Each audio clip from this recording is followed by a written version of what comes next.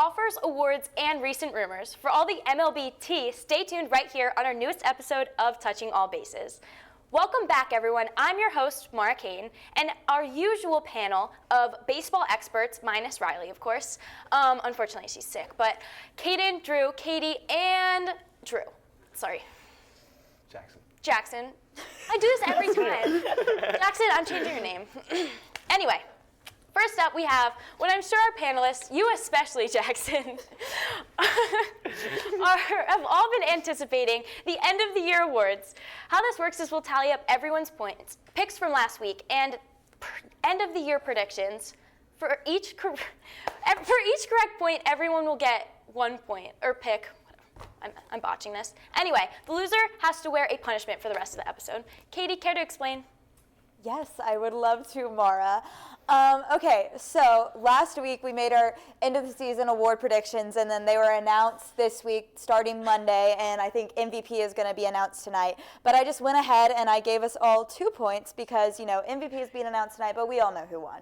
It's Shohei Ohtani and Aaron Judge, and we all chose Shohei Ohtani and Aaron Judge. So I just went ahead and gave us 2 points. But moving on, for NL Rookie of the Year, the winner was Paul Skeens, and once again, he was a clear favorite. We all chose Paul Skeens to win Rookie of the Year. But now something a little more controversial. AL Rookie of the Year, Luis Gil won this, and we see that Kaden and Drew both chose Gil to win, so they got a point. They're with 4 points now, and me and Jackson, we did not. We chose Cowser to win, so we only have 3 points. Jackson, what are your thoughts on Cowser not winning? I think this AL Rookie of the Year race this year was a little weak in terms of class, in terms of talent. I think it's arguably one of the biggest toss-ups of probably in AL Rookie history, probably. It just really was not a strong class, so honestly, either way, you could pick whoever, and it probably still would have been like a 50-50, like a whatever, 30%, 30%, 30%, whatever shot it could have been. I think anyone could have been chosen. Anyone would have been right. But obviously, they went with Gil. So, yeah, I think it's deserved. This class was a little weak. So, looking at paper for me, I saw Cowser's stats were a lot better. And honestly, his impact on the Orioles as a whole was probably a little bit better than Gil. But Gil did come in for the Yankees in the season. And Drew said earlier that he came back from Tommy John surgery. And so, yeah, I think that's definitely very warranted. That might have been Katie, actually. It was Katie. Yeah, sorry, Katie. But, yeah, I mean, if you come back from Tommy John surgery. She called you, Drew. Yeah. You called her. What can I say? Yeah, it's a rough day. Yeah. But, yeah, so I think Gil definitely deserved it with that amount of just pure determination to do good for his team. So, yeah, I think Gil should have won. Yeah. No, Gil had 106 points and Cowser had 101 points. So it was a very close race. It was actually the second closest race since they went to a 3-player ballot in 1980. So definitely it was definitely a gamble. I still think that Cowser should have won, but you know, at the end of the day, it was a gamble. So now moving on to National League Manager of the Year, where we have more controversy. The winner was Pat Murphy. Kind of that one. Kind of upsetting, I think. I put Schilt personally. I believe that Schilt got the Padres over the line. Schilt did finish second, which weirdly enough above Mendoza. Jackson, what do you have to say about that? I think that when looking at overall if you look at the teams that with these managers, it's the Padres, the Mets, and of course the Guardians. Not the Guardians. No, Brewers. Yes, my bad. Sorry, wrong conference. The Brewers and the Padres were expected at the end of the season to make the playoffs, and I think that was all very sad because they both have very strong teams. The Mets were not. The Mets were at the beginning of the season arguably one of the worst teams in baseball. Obviously, the White Sox took over that mantle a long time ago. But yes, what Mendoza was able to do to bring this Mets team not only to the playoffs. And to not the tiebreaker with the Braves at the end that literally came down to the final 2 games of the season, but to make it all the way to the championship series to eventually lose the World Series winning Dodgers, I think is just nothing short of a miracle for the Mets in their season. I mean, everyone says that it was Grimace who gave them the luck of the draw to make it all the way up to the top, but I think that it was definitely Mendoza's leadership and the way he horses that team. And yeah, I think that Mendoza definitely deserved it over Murphy. Murphy was given a team that was already a playoff-bound team. I don't see why a guy who was gifted everything he needed should win an award for guys that go out and do the job. I believe that both of them deserved it more than Murphy did because Schilt also, this was his first time in a Padre uniform, and he showed that in his first season he can make a team that's supposed to perform very well. And he challenged the Dodgers in the postseason too. And I know it was said last episode that postseason doesn't count, but that should still be put into account for him as a manager. Yeah, but they submit all the votes before the postseason even starts. So like literally no bias towards the postseason could like even happen at all because it hasn't happened. I feel like that kind of. I do see what you're saying. Like I think people that can step up in a postseason, it just makes a player or a coach or a manager that much better. And so I definitely think it should be taken into account. Yeah, and not especially just in the his regular first year season. for sure. I feel like it would just go to the best team if they did that. But I feel like recency bias would really kick in, But yeah, I don't know. Yeah. Okay, well now moving on to AL Manager of the Year. The winner is Stephen Vogt, which also caused some controversy. So let's talk about it. I think the surprise with this is that it wasn't that close in the award because it seemed like it was going to be a really close race. He got 27 of 30 first place votes. But I mean, this is the one I didn't get because I didn't actually pick. I just talked about Hinch the whole time, just complained about him. I forgot I actually didn't pick. But so baseball saved because Hinch didn't get it. He's the 5th youngest manager to win the award. He's just 40 years old. He's the fastest to go from an active player to manager of the year. He's playing in 2022. Like he was playing my senior year of high school. I mean, like pretty recently. A 76-win team. They added Ben Lively, a backup catcher, and one other player, I believe, to the 40-man roster from that last offseason, and they turned it into what became, borderline contenders, like cute contenders and stuff in the AL.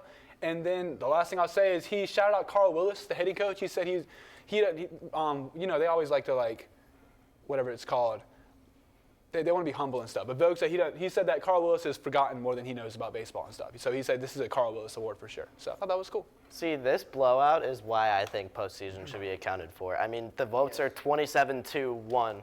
A.J. Hinch with this Tigers team, I mean, he put them in a World Series contention place. They beat the Astros, who, sorry, Katie, but the Astros have been great the past few seasons.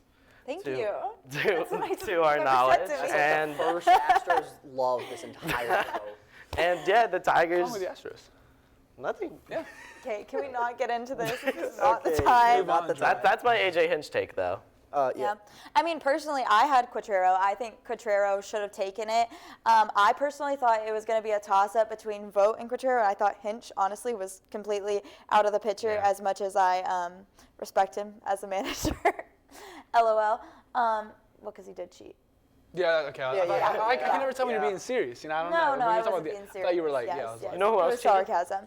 But I thought that the race between Vogt and Quatrero should have been a lot closer. Like he was saying, Vogt got 27 of the 30 first place votes, but I think Quatrero should have gotten a lot more. He was like only the 3rd team ever to make a postseason after following an 100+ loss season. So what he was able to do with these Royals and just really turn them around to going from an absolutely terrible team to a playoff team, I think really should have been higher, and I think he should have won the award.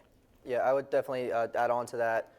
It's like what Drew said earlier about the NL manager vote. It could have gone to the other two, and it was kind of a toss-up between them.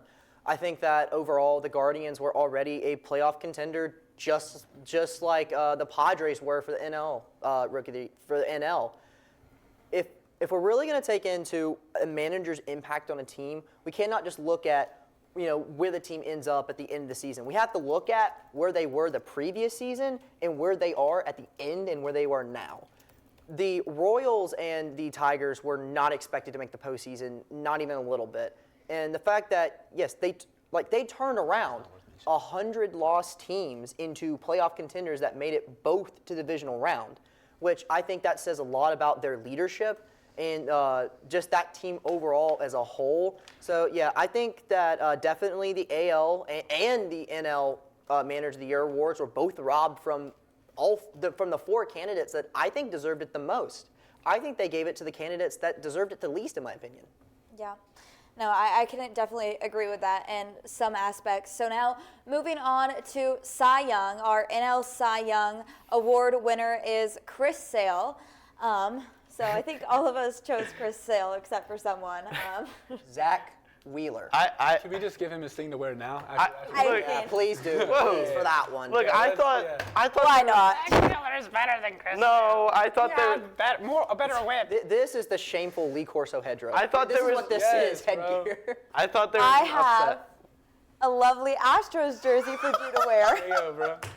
Put that on. You're gonna rock it. You're gonna look great. Come on, Drew. You gotta do it. You should break You it. gotta Just do the and just tear the jersey. No, please do not. Oh gosh, I have a mic on. I can't walk any further.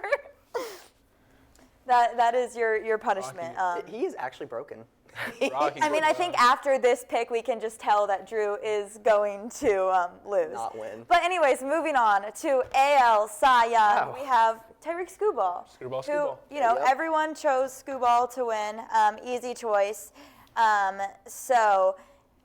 You know, now we have the final score, which y'all can see right here. And we do, in fact, have two losers. We have Drew, and we also have Jackson. So that means that Jackson... Please be a Yankees uniform. No. Please be No. a Yankees uniform. I hate to break it to you. I do not own It's a a Phillies. Yankees uniform. It's a Phillies. No, I don't have It is. any other It is. uniforms No, besides Riley Astros. has a Phillies one though. Maura. So actually, your punishment is you have to wear glasses this week, and you have to wear a Drew Phillies always wears uniform on glasses. next That's week's show. That's perfect. That's perfect.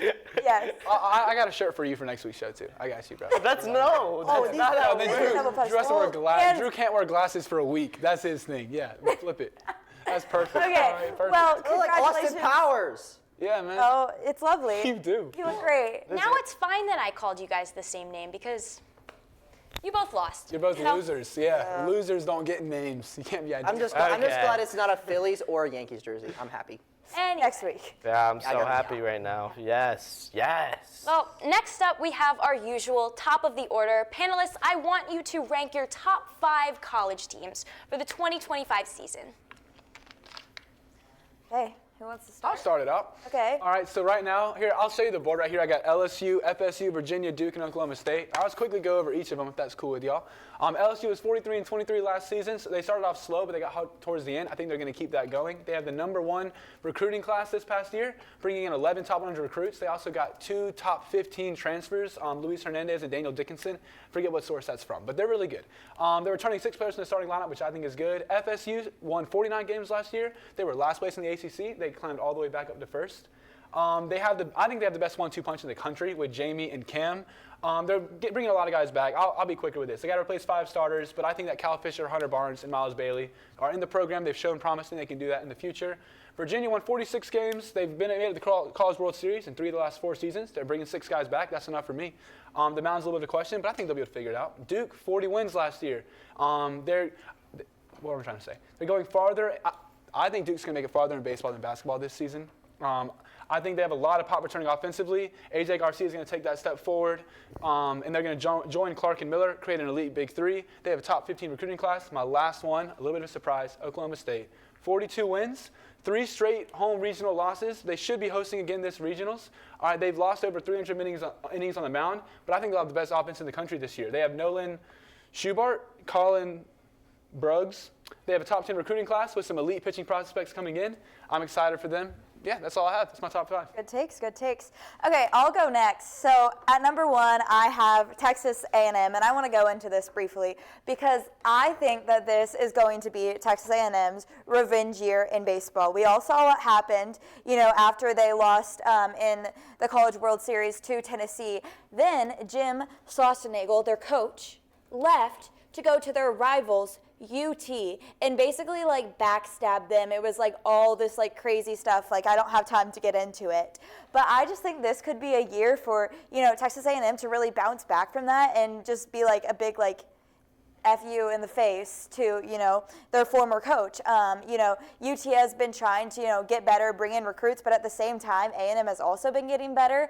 They have the second one thing says the second best recruit class, another thing says the sixth. So I don't really know what best recruit class they have, and they also might have the best, transfer portal. They didn't lose too many people to the transfer portals, and they brought in a ton. They could be definitely the biggest winners of the transfer portal. So I think that A&M could win this year. Number 2, I have LSU. They had the number 1 recruit portal. Then I have Tennessee. They won last year. They have some good new recruits, also good people in the transfer portal. Then Arkansas, they lost in the first round of the College World Series last year, but once again they brought in a lot more players, and I think they could definitely make a run at it this last year. And then same thing with Mississippi. Pretty strong take. So I'll go basically my 5-1. In 5th place, I'm putting our own Clemson Tigers. Hopefully, for the Lord, you can see that. Clemson finished off with a 44-16 record last season. Obviously, it ended in heartbreak as we got knocked out in our own regional, which of course is going to sting for a little bit. But I think with over the offseason, I think the Tigers, especially the Banana Ball game, is going to elevate their morale and turn them into a top 5 team. Tennessee, I actually had at number 4. They finished off with the best record in college baseball with 60 and only 13 losses. I think what we've noticed is the past few years is that whoever wins the World Series the previous year always has kind of a slack-off year the year after, because, of course, LSU won a few years ago, and they basically vanished. So I think that Tennessee is going to have a little bit of a knockoff this year, but I still think they're a very strong team. They've got a lot of bones. LSU, a lot of their senior guys left that elevated them to the World Series. So I think Tennessee is overall a very strong team. I think they'll drop back to 4th.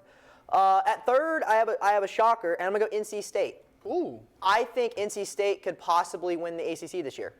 I think they can knock off Clemson. I think they can do it. So yeah, they finished off with a 38-23 record last year. Currently, right now, NC State is actually ranked. I want to say, yeah, they're not even in the top 25 as of current, and I think that they can make it up. I love that. I've seen that they've done pretty big. I mean, if you just want to wear more like Phillies jerseys, keep bringing in those takes. They can do it. NC State's crazy. They finished off the top 5. I'll say that. Secondly, I think Florida is due for a bounce back this year. I like I think they are due for at least a Omaha appearance. I think with most of these teams, I think all these teams are going to make an Omaha appearance at the end of the year.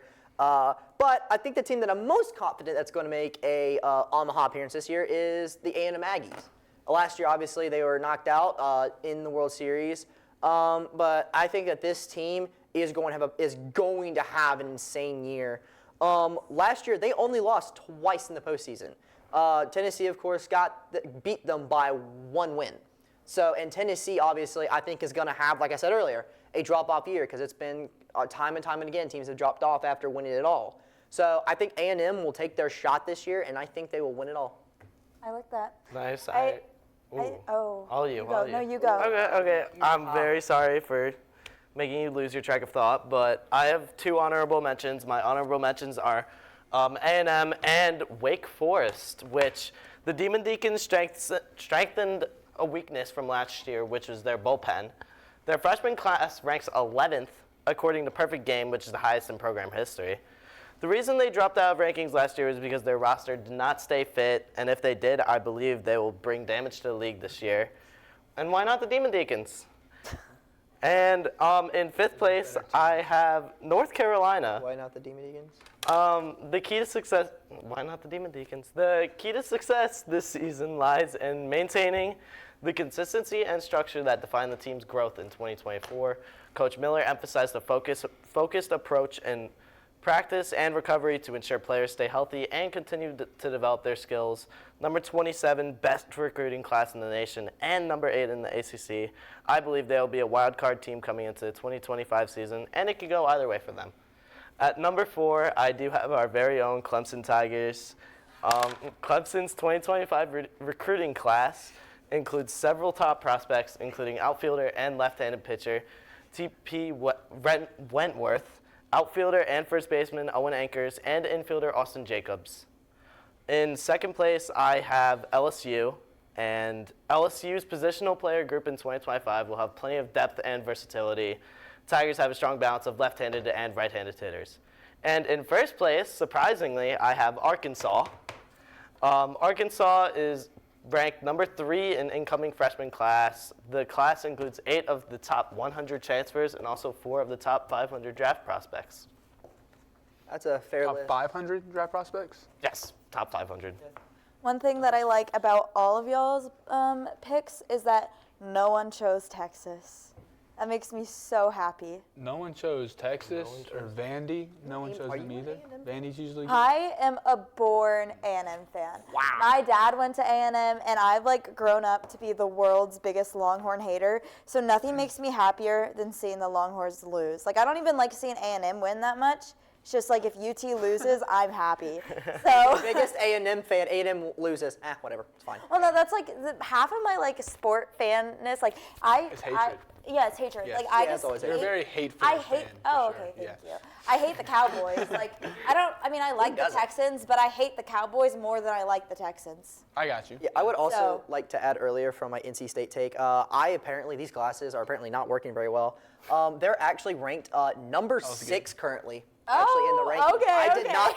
Apparently, I did not see it because North Carolina. You is got to ranked- control F to make sure. Yeah, no, Come on, man. North Carolina is ranked the right glasses. above them, so I saw North Carolina and I didn't see Control State, F and and I didn't C, realize they put That's easy NC to and then control. State, so I didn't see that. But yeah, they are currently NC State's actually currently ranked 6th in the nation right now. Well, good. Awesome. They're actually above Clemson, and actually, I think most out of all the teams, I think A&M's the only team that's ranked above them right now in my ranking.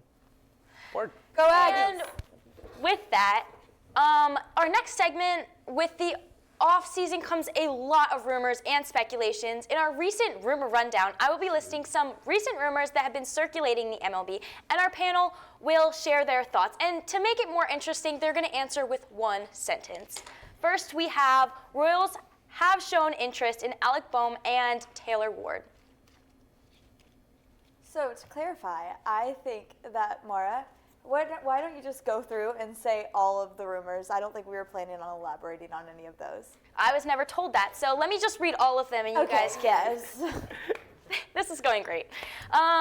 Next, we have Red Sox are talking to Snell and Fried. White Sox expecting to trade Garrett Crochet, Nailed it. Okay. whatever. And Phillies are meeting with Soto. Any thoughts, guys? I mean, all just typical stuff of the off season. You hear about different players, going to talk to everyone. And so, I'm excited to see where they all end up, but I feel like there's no news that's too exciting quite yet. But I Nothing feel yet. like in the next few weeks, give it after Christmas, after the holidays, I think we'll start seeing some exciting signings rolling in. I think even if the Red Sox add Snell and Fried, I don't think that'll get them anywhere much. White Sox, sad. Phillies meeting with Soto, that is one that I did not expect this offseason. I mean, everyone's going to meet. I mean, with Soto. everyone's going to be going I after, expect Juan everyone's Soto. going to be going It after don't matter. Soto, but that's already a very talented outfield. So the only thing, always make the room for only Soto. thing, Going to This the makes Blue Jays. sense. the Yeah. only reason He is that one of I the could Blue see Jays, them yeah. going after, legitimately going after Soto, is that they don't believe in their own team. No, they don't. We know that. They don't believe in their own team. They're not looking at the roster trying to get- like I mean, they're they're not trying to get rid of they're Alec not Boehm. looking at the roster like let's run it back, perfect. Like I think they're trying to buy in a little more. They're Yeah, panicking. for sure. They're panicking Yeah. for the Mets. Of course right they're now. That's what they're panicking Yeah, for. Absolutely. Yeah, Is that it? Yeah, I'm good. that's all I got. All right, so next up, we have a long one. But by November 19th at 4 p.m., all players that received qualifying offers of $21.5 million from their team had to either reject or accept them. Out of the 13 players to receive offers from their teams, only one accepted it, Nick Martinez of the Reds. Of the 12 that rejected their qualifying offer, it was an easy decision for at least 8, and I'm going to try and say their names, but I'm going to botch this. Willie Adams from the Brewers, Pete Alonso, Mets, Alex Bregman, Astros, Corbin Burns, Orioles, Max Fried, Braves, Teoscar, did I say it? Yeah. Teoscar Hernandez, Dodgers, Juan Soto, the Yankees, and Anthony Santander, Orioles. However, for the other 4, it was a gamble. Starting off with Nick Pivetta from the Red Sox, panelists, do you think he should have accepted this offer or not? Yes. Yes. Yes. Yes. You should have. Or no. Yes. Sorry. He is. I think he should have. If we're doing one Yes, he sentence, is. if we're doing one sentence, I can say the same sentence for all my players and keep it short. I Yeah. think. No, I think we can Yeah. probably go in and talk about Yeah. all the players at once now. So the people that rejected their qualifying offers that we think maybe they should have accepted, as she said, is Nick Pivetta, then Luis Severino of the Mets, Sean Manaea of the Mets, and then Christian Walker of the Diamondbacks. So I think honestly, out of all the names that have said no, I think the ones that we have not highlighted, they're worth more than $21 million. I mean, you look at names like Willie Adames, Pete Alonso, Alex Bregman, Corbin Burns. Literally every single one of these names deserves way more than $21 million. And I think Nick Pivetta, I'm looking at Nick Pivetta's stats right now. He finished off in Boston this season with a 6-12 record, 4.14 ERA, 172 strikeouts, and a wins above replacement percentage of a whip percentage of 1.13. yeah. So if this man is really looking for more than $21 million, he's going to get it from the Athletics or the White Sox. He is not worth that much money because, yet again, he finished off with a 6-12 record at the end of the season and a 4.14 ERA, which is like a guy's that I'm going to talk about later in the show. But I really do not think that he's coming from an already struggling Red Sox team, and he was part of the reason why they struggled.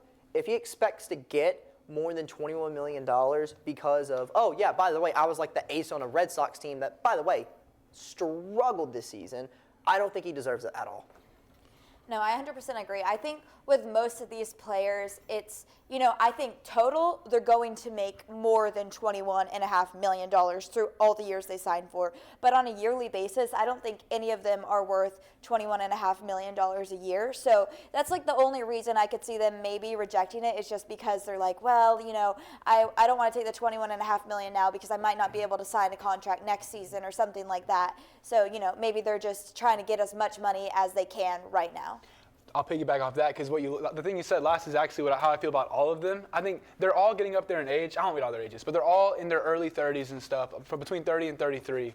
I think baseball is volatile, and also you just never know what's going to happen. Injuries happen, people decline, people just have bad years and stuff. I think each of these players are looking, and they're like, this time next season, there's a world where my stock is so much lower. So go ahead, lock in that multi-year deal. I just think baseball, we'll talk about this later with like Mike Trout and stuff. I'll talk about this later with Mike Trout. But I think that like things can go wrong and stuff. And so if you just lock in that multi-year deal as early as possible, I think that's usually the best route.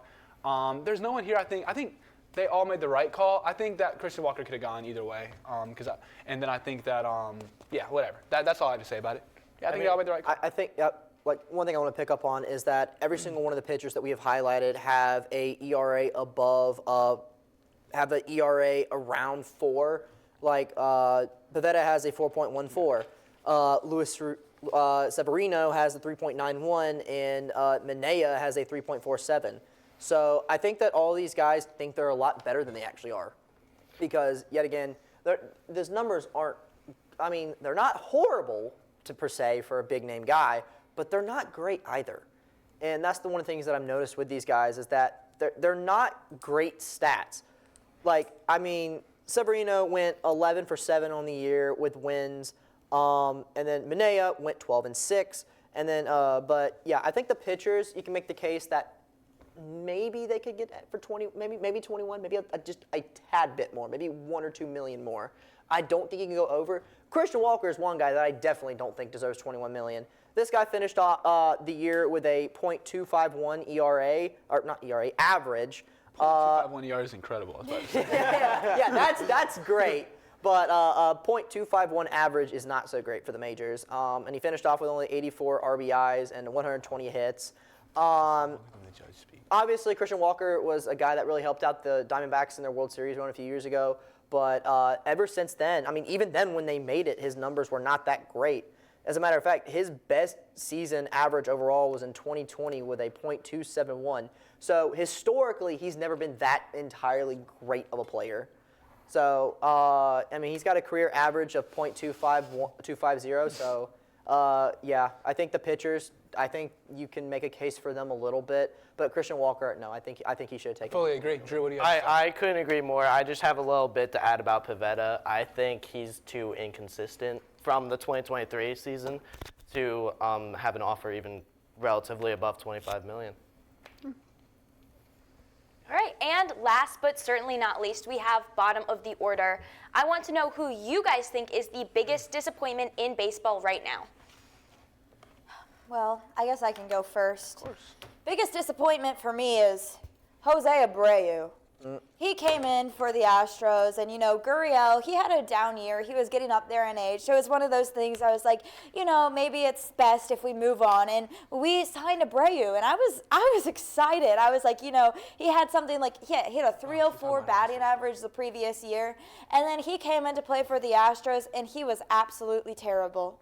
In 2023, he had a 0 WAR. And you think, a 0 WAR, it can't get worse than that. No, it can. In 2024, he had a negative 1.7 WAR. So he was playing on the team and actively hurting it. So, Abreu was a huge disappointment for me personally. I don't know about the biggest disappointment in all of baseball, but at least for me and for a lot of Astros fans, a huge disappointment. I'll definitely say about one kind of sort of big name trade that kind of killed a team was Marcus Stroman killed the Yankees. I think he's one of the more useless arms on the team for them. Out of a very strong rotation, he's probably the weakest out of them. He's been a huge disappointment. He's on a contract right now for 2 years, $37 million, and he's got a contract bonus that gives him $18 million in both 2025 and 2024. So he can make close up to $55 million once he's done with the Yankees. But this man, in his career, this year was rough. He is mostly tied for third in everything that he's done. His wins is 10, his losses are 9. He's got a 1.47 WHIP, which is third for his time. His ERA though is where he really struggled the most, and that was a 4.31. So he definitely struggled there. And as a matter of fact, in the league's numbers compared to Stroman, he had an average WHIP. He was actually 46th in ERA, and in runs allowed, he was 97th in runs allowed. So if you're getting a guy for almost $55 million at the end of a 2-year contract and he has done nothing, I mean, again, he got kicked off of the playoff roster for the Yankees. He was literally told, you are not coming along with us. So I think if you're paying almost $55 million for a guy for just 2 years and you guys make the first postseason with him on the team and you decide to withhold him from the roster, that's a problem. And I think he has definitely been the biggest disappointment so far. Stroman has really disappointed for us. And staying on pitching, on my board, I have Edwin Diaz. Edwin Diaz has really struggled since his knee injury. In 2024, he put up some strange stats. Against lefties, he has given up 20 hits and 17 walks in 91 at-bats. In May of this year, he had an average ERA for a closer. Closer ERAs, by the way, are around 2, 3. That's about where you want your closer to be. Try 8.68 in May. In 9 innings pitched as the closer, which is about 9 games. At home, 1 inning a game. Yeah. That's a closer, yeah. At home in the 2024 season, he had an ERA of 1.74, which is good. And away from home this season, he had an ERA of 5.96.